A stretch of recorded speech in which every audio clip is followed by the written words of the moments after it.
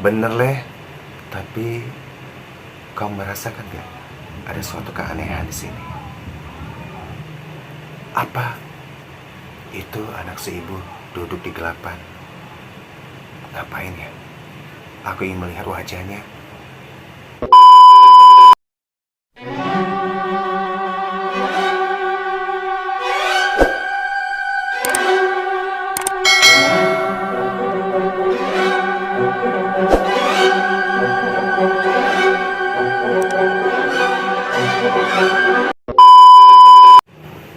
Halo guys, assalamualaikum warahmatullahi wabarakatuh. Jumpa lagi di kesempatan hari ini masih bersama Rio Ivanda Channel.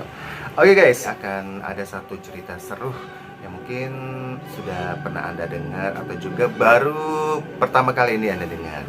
Ya deh, apa kabar untuk Anda semuanya? Semoga baik-baik saja ya. Dan sebelum kita masuk ke dalam ceritanya, jangan lupa untuk subscribe, like, comment, and share. Tanpa berpanjang waktu lagi, disimak yang satu.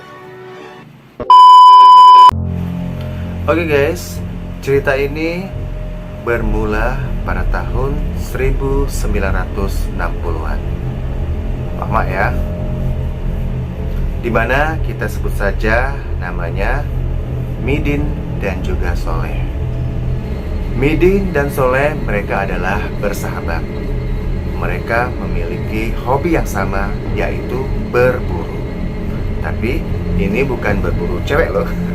Ini ya berburu mangsa alias berburu hewan.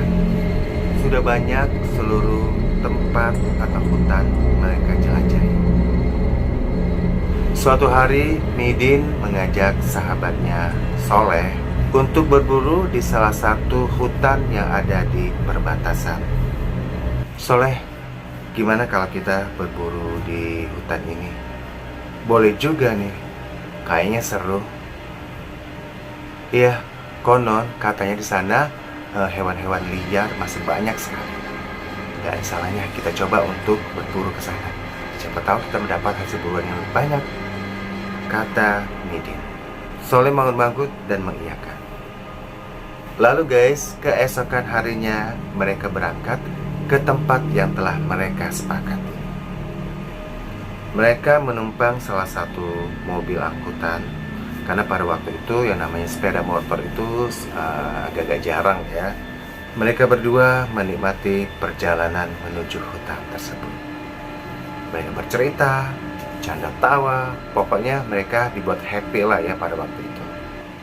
Dan mereka membawa seekor anjing pemburu. Ya, anjing itu bernama Popon. Anjing itu untuk menemani mereka berburu dan juga untuk melacak jejak-jejak buruan yang akan mereka tangkap. Popon merupakan jenis anjing kampung yang nggak begitu besar dan juga nggak begitu kecil. Ya, sedang-sedang saja. Ya. Setelah menempuh perjalanan panjang, mereka akhirnya tiba juga di tempat yang mereka maksud. Lalu mereka berdua turun dari mobil, diikutin juga si Popon. Pas mereka sampai di hutan tersebut, cuaca begitu cerah dan begitu terik. Jiwa muda mereka bergejolak untuk mendapatkan buruan yang sebanyak-banyaknya. Din, kita masuk aja ya langsung ke dalam hutan. Soleh membuka pembicaraan. Oke, siapa takut? Tantang Midin. Lalu mereka menyusuri hutan dengan perlahan, agar gerakan mereka tidak diketahui oleh hewan-hewan yang akan mereka buru. Lama mereka mengintai hutan, sampai terus masuk ke pelosok hutan. Untuk saat ini, hasil tangkapan mereka tidak begitu banyak. Waduh, mana Din? Katamu di sini banyak sekali hewan-hewan yang akan kita buru. Kenyataannya, ya kamu tahu sendiri kan? Ya, mungkin mereka pada tahu kalau kita mau ke sini, jawab Midin asal-asalan. Tanpa terasa guys, waktu telah senja. Karena asik berburu, mereka tidak menyadari kalau waktu telah semakin gelap. Din, udah mulai gelap nih. Gak mungkin kita istirahat di sini. Iya ya Leh, Kita coba cari rumah penduduk aja ya. Siapa tahu di sini ada salah satu rumah penduduk. Kita coba untuk istirahat di sana. Aduh Din, di tengah hutan begini, yang mana adalah rumah penduduk. Ya udahlah, kita susuri dulu hutan ini. Kalau nggak ada rumah penduduk, ya siapa tahu ada gubuk kayak gitu. Kita untuk mencoba menginap di sini semalam. Jawab Midin sembari memberi solusi. Tiba-tiba hujan turun, disertai dengan suara geledek yang sangat keras. Lalu Midin dan Soleh berlarian, berteduh di bawah pohon yang besar. Tiba-tiba si Popon anjing pemburu menyalak dengan keras, seolah-olah ia ingin memberitahu sesuatu. "Ada apa, Pon?" tanya Midin. Popon si anjing pemburu ini masih terus menyalak. Lalu Popon berjalan lebih dahulu, seakan-akan mengajak tuannya ke suatu tempat. Penerangan berupa senter kecil menyorot keadaan sekitar. Dan benar, ternyata Popon menemukan sebuah rumah. Lalu mereka berlari menuju rumah tersebut. Hujan ternyata cukup deras dan mereka basah kuyup. Sesampai di depan rumah, Midin dan Soleh mengetuk pintu tanpa ragu. Dan mereka berharap bahwa ada seseorang akan membukakan pintunya. Karena kalau dilihat ada cahaya penerangan di dalam rumah, pasti ada orangnya. Lalu mereka mengetuk lagi. Kali ini semakin keras ketukan mereka. Pintu pun terbuka. Nampak sesosok wanita parubaya, kira-kira berumur 40-an, membukakan pintu. Selamat malam Ibu, sapa Midin dan Soleh bersamaan. Wanita itu tersenyum tipis, lalu mempersilahkan mereka masuk. "Maaf Bu, kami mengganggu.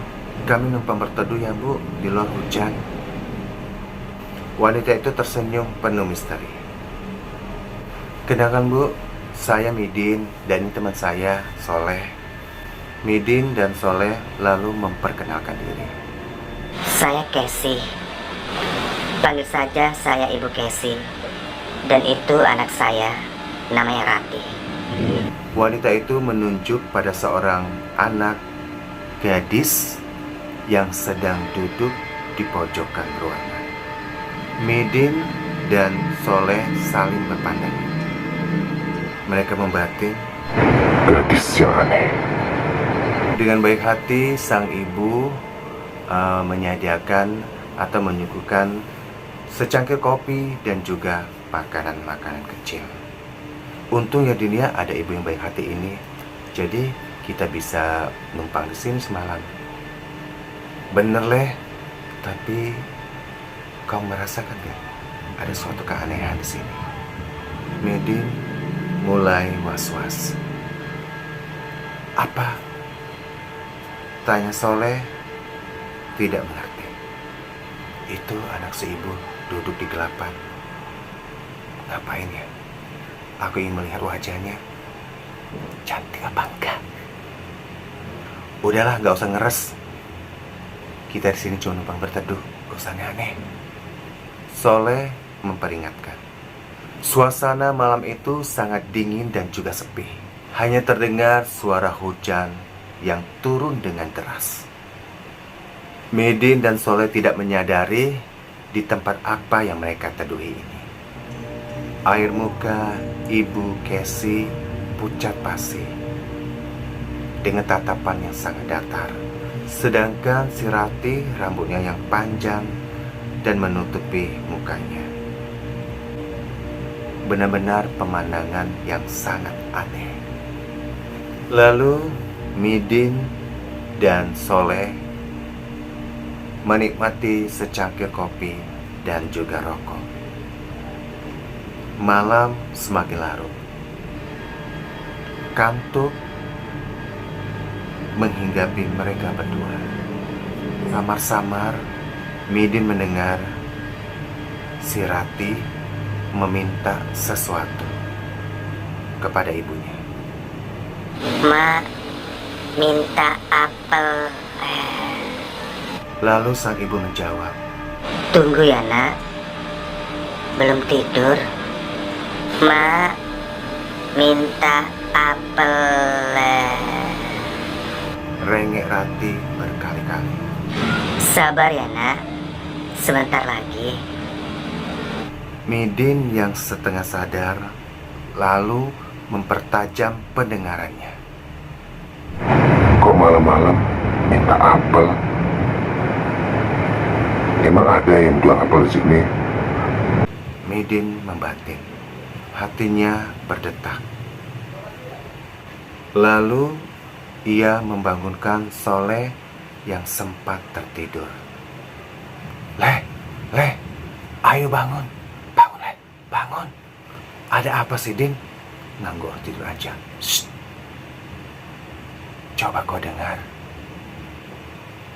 Coba kau dengar suara itu. Gadis kecil itu, ia meminta sesuatu dari ibunya. Coba kau dengar. Soleh mempertajam pendengarannya. Bocah itu minta apel, Din. Coba kau dengar sekali lagi. Apel? Apel apa? Tuh, dia meminta apel. Tapi di belakangnya ada akhiran ER. Jadi kalau digabung apa? Sontak Soleh terkejut. Astaga, dia mau meminta punya kita. Ya iyalah, kita berdua di sini laki-laki, siapa lagi? Mereka berdua perempuan, gak mungkin kan? Jawab Midin berapi-api.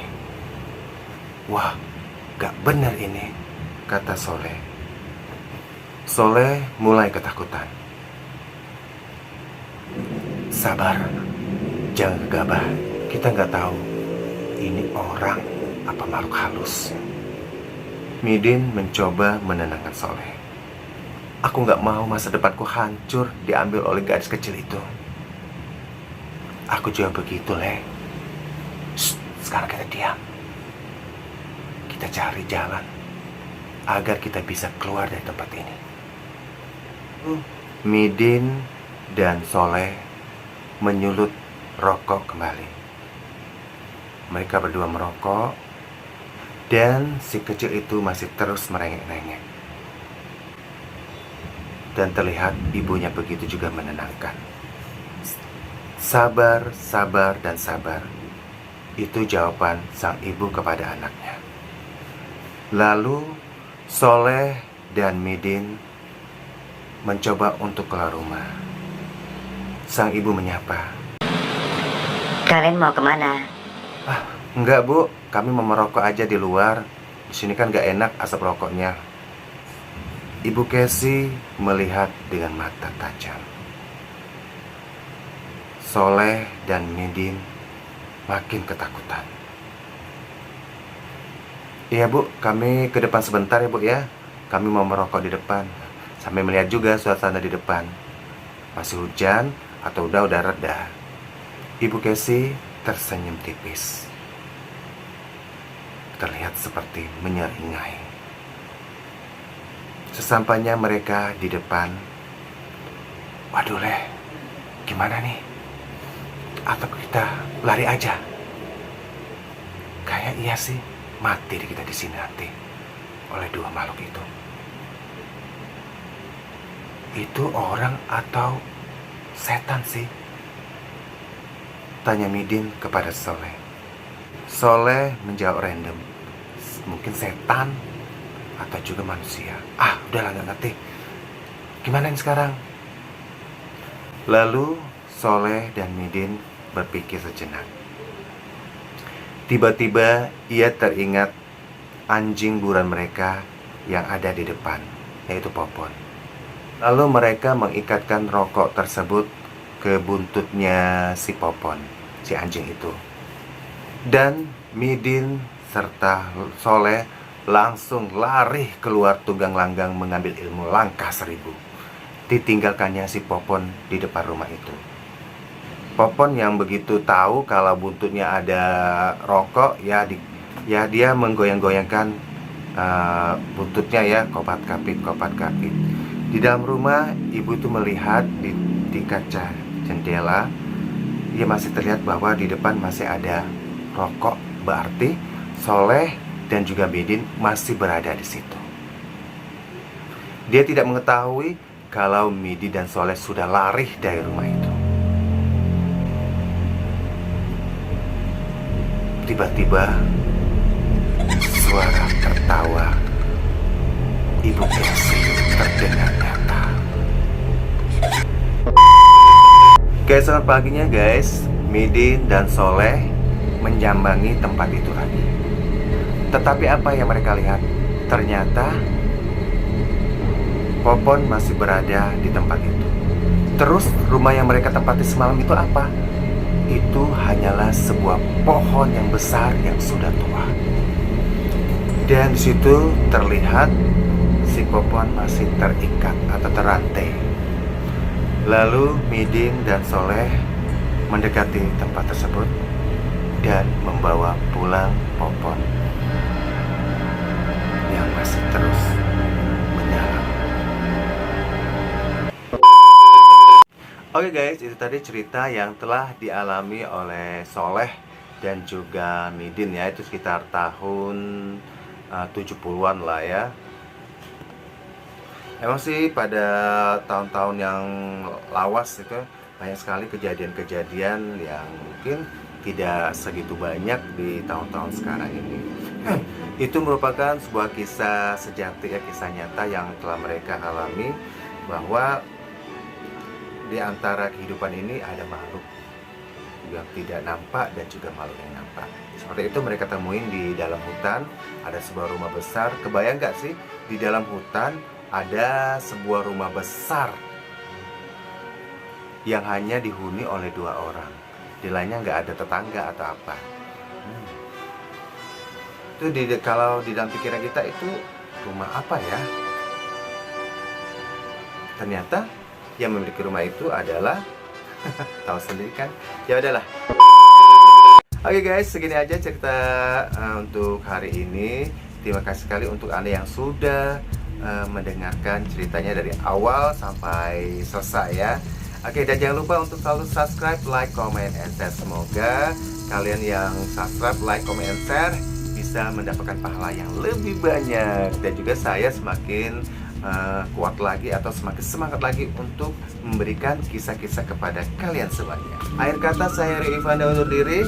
Wassalamualaikum warahmatullahi wabarakatuh.